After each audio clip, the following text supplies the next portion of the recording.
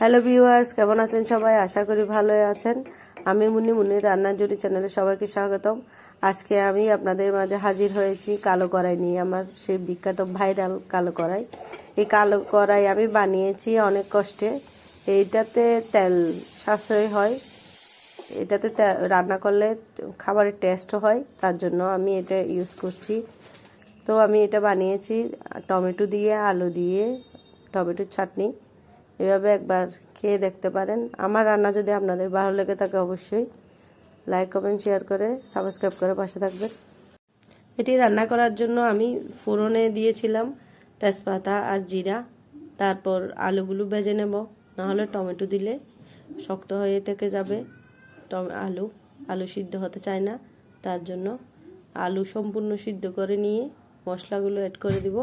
মশলা add করে দিয়ে তারপর টমেটো দেব। এবার টমেটোগুলো গলিয়ে নেব। পুরো অস্থির একটা কালার এসেছে, দেখুন গাইস, দেখেছেন?